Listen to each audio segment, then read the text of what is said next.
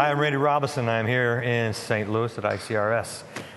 I'm with someone who has been breaking some rhythms, breaking some old rhythms lately, and she's going to bust out some rhythms for you here today. Amena Brown, thank you for sitting down with me. Thank you so much for having me. You are a spoken word artist. Yes. And I guarantee you there's somebody watching that doesn't know what that means.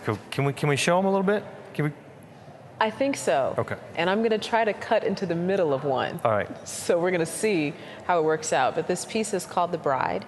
And it's my attempt at making that a love story of Jesus as this groom and us as his church, the bride. Okay. So this is sort of as this bride is walking down the aisle to Jesus. She wonders how he can love someone like her, with all her imperfections, all the things wrong with her, worries that he may think she's ugly, undeserving, unworthy, but he loves her. He grabs her wounded hand, pulls it close to his chest, teaches her to dance, and she would try to hide her wounds and scars till he shows her the holes in his hands and feet, pulls her fingers to the gaping wound in his side, says, "See, I've got scars too. We all do, except my scars are here to heal you." And with one touch of his hand, blemishes become beauty, wounds and scars become art, and a heart that could barely find its rhythm finds its beat in his arms. That is so cool. How come the rhythm to the words elevates it from just talking? I think a part of that for me is I always write to jazz music. I always write to John Coltrane, Miles Davis, giant steps, blue and green kind of era of jazz. And I feel like that, for some reason, I think the words pick up on that rhythm. It's something, because, it's one thing if you just said that, but honest to God, there's something powerful in the delivery, and I don't know if it's the rhythm or it's like music. Music has a power, but the spoken word, the way you speak it, the poetic, and the delivery, it catches people. Do you find people that will listen to you when you do that won't listen to you if you're just talking? Yes, or sometimes if I am in a church service, I'll have some people come up and say, "That was what reached me today. Yeah. That was what really got my attention." And I think that's the beauty of art, that art can say this message and sort of help the people that may not listen to the sermon, that they hear the sermon on a canvas, or they hear the sermon from a piece of music or in a poem, and that gives us as artists a place, which I think is really cool. That's very cool. Now, your book, Breaking Old Rhythms, what are you talking about? What does that mean? Breaking Old Rhythms started out from a story that a friend told me in a coffee house about Bruce Lee, the martial artist, and that Bruce Lee became obsessed with drumming, so much so that when he created his own martial art, he made broken rhythm a principle, saying that as a fighter, if you could learn to use broken rhythm when you fight, it'd make it hard for your opponent to beat you because they couldn't guess where you were coming from. And so I sort of took that as this metaphor of life, that we all have a rhythm in life. We have a melody, a tune, a way we like our life to go. And in the times when our rhythm breaks, that's really when we find God. That's when we find out who we really are. And maybe we can learn to embrace those moments instead of running from them, because they're going to come. That's life. You're going to experience that break in rhythm. But what will you do? How will you let it make you better? How will you let it enhance your life more?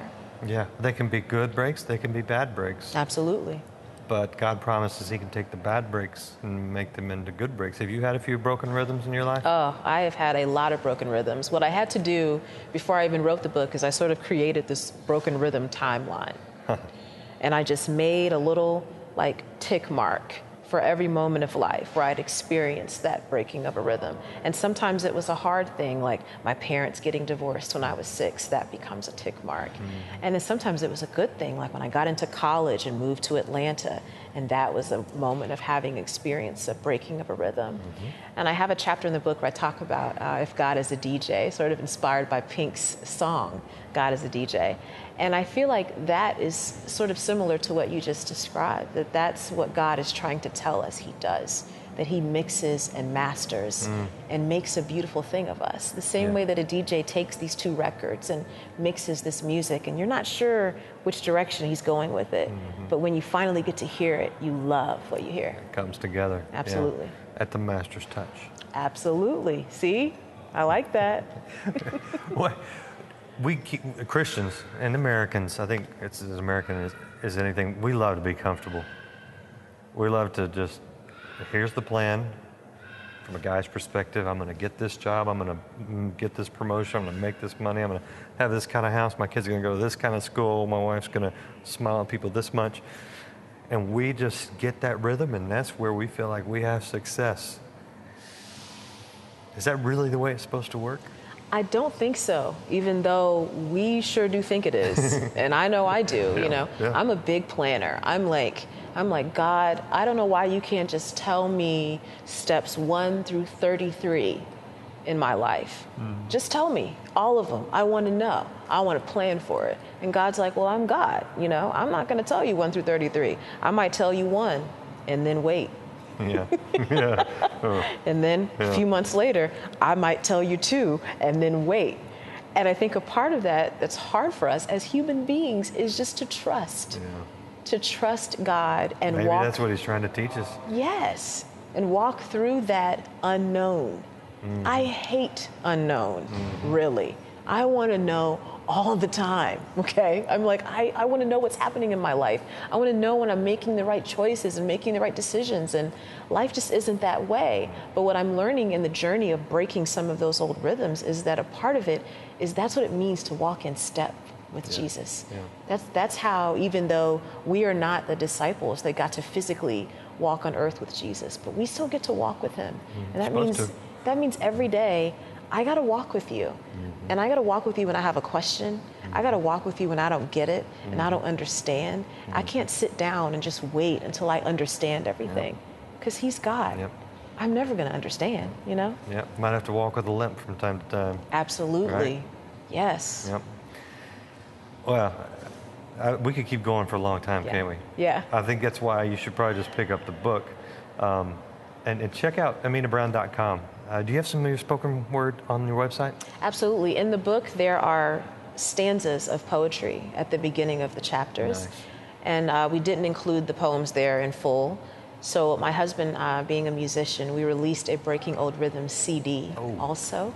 And so the poems that are mentioned in the book are also available on iTunes, and there's physical CDs on my website where you can hear all those poems in full with music. So we are excited to have that sort of as a companion in a way to the book. Awesome, awesome. Check it all out. Amena, thank you for sitting down a few minutes and sharing your heart with us and your talent. Thanks so much. Thank you. Thanks for having me.